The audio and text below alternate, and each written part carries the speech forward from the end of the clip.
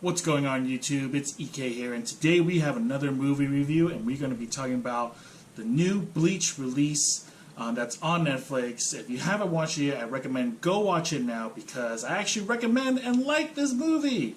Most live-action anime movies I think are dreadful.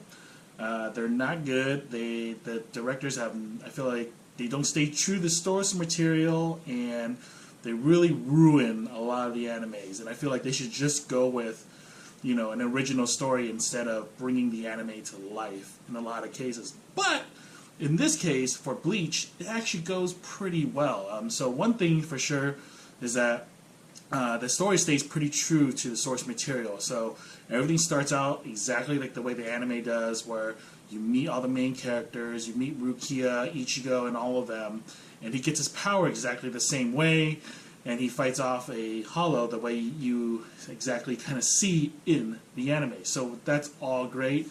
A lot of the characters do a pretty good job of portraying like what the character's supposed to be. It's supposed to be kind of a funny anime too, which definitely happens, especially with Ichigo's dad, who's like kind of like a funny character. Which the actor who's also in Rurouni Kenshin as Saito Hajime, he does a pretty good job of kind of portraying. He doesn't go to the extent the anime does, obviously, but he still does a pretty good job of becoming Ishi. So thumbs up for that one.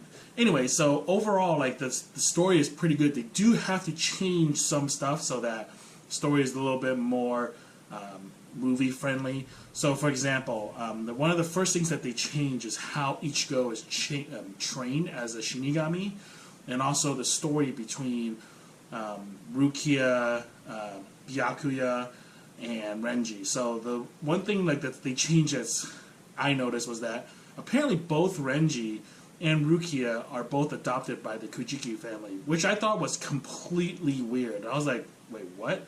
Like, wasn't a thing in the anime. Only Rukia is, because that's why she took the surname Kujiki. Renji still has his own surname, so that was kind of like odd. And then another thing they also changed was that they kind of have a contest now. So like apparently Rukia, aside from just doing her normal Shinigami duties on Earth or in the human world, apparently she was there to hunt some kind of new type of hollow, like some kind of super powerful hollow that they've never seen before. Which I also kind of think, like, if you have this type of hollow, shouldn't you send like an officer to do it, like a lieutenant or a captain class, like someone who's like better than Rukia?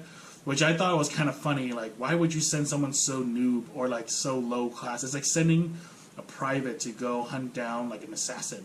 Like you wouldn't do that. It just sounds weird. So anyway, her job was to do that, but because it got interrupted, Byakuya was sent to retrieve her, and try her for, breaking the rules and all that crap, and ultimately probably gets killed or executed or whatever. So instead, right before that happens, Ichigo interferes and is like, hey, look, if I destroy this and give the power back to Rukia, like, you can just pretend like none of this happened.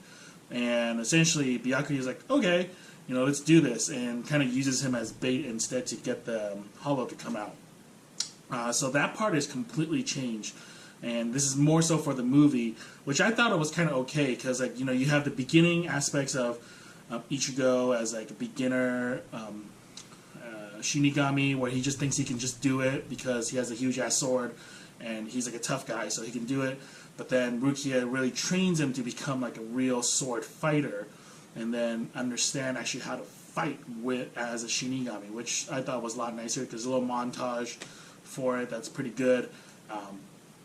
And then, once they fight the hollow, it goes over pretty well. And then, of course, that is not the end. Eventually, he also has to fight Renji and Byakuya, which is done, I would say, B+. B+ for the fight. Because, if you remember in the anime, one thing that when Renji and Byakuya, when they reveal themselves, when they come into the scene and they're introduced, one thing that's revealed about the Shinigami world is that all the Sanpakutos, the swords, have names. That was one thing that was like never shown before, and that was like one of the coolest reviews. reveals in the anime, at least for me. So, but this time in the movie, that reveal was kind of underwhelming. You know, like the moment that, because like I kind of remember the scene in the anime where it's like, oh, you know, I have a huge sword, like, which portrays my, like, my spirit or ability or power or whatever.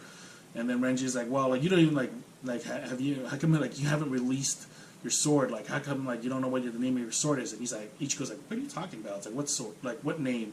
And that's when he reveals like his sword to be Zabimaru, and it's like, oh crap, like, there's this whole other thing to the swords that's not just like a normal katana. There's like this whole other thing that goes on with it, and that's when you see the power of Renji, right? When he comes in and almost beats Ichigo, but then Ichigo, because he has such high potential, he does beat up Renji, and that happens also in the movie. But I just wish that like the whole Zanpakuto name reveal was a little better. And then obviously there's the whole like fight scene, or well, I don't know if you can really call it a fight scene between Byakuya and Ichigo, because Byakuya just messes him up, because he literally cannot put a finger on him, and he's just so fast and quick. And the actor that portrays Byakuya is well casted, super well casted.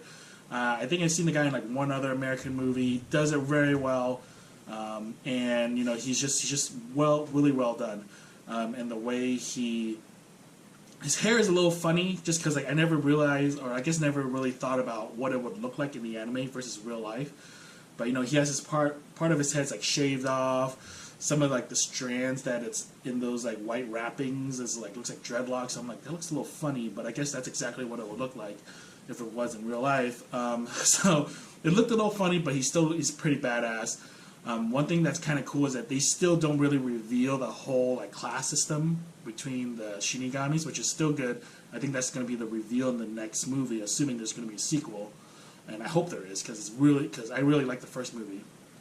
And so like you do see that there in Soul Society that there are numbered towers. Like you see a glimpse of Soul Society, so you do see the different teams, but if you don't know much about the anime and the story, then you just see numbered towers. Like you don't really realize like, oh, why does Kuchiki Byakuya like sit in number 6? You don't realize he's the captain of number 6, even though they do say his name is, or they do say like, oh, captain, like let's do this, like Taicho, so that's pretty cool.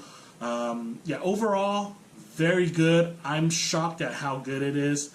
Like I said, like most of these anime live actions are not that great. I thought Full Metal Alchemist was terrible. Attack on Titan, absolutely terrible. Like that was probably by far the worst like adaptation ever, and I think the director had to apologize for it. That was like how bad it was. Not saying that you guys can't like these movies, but I just personally thought they were terrible. But anyways, go watch this movie. You don't have Netflix, try to watch it somewhere else. I don't know how. Do it, hopefully legally. But it's a good movie. Let me know what you guys think. Come back, comment, and yeah, thank you guys for watching. Subscribe, comment below, and like the video. Check it later, guys.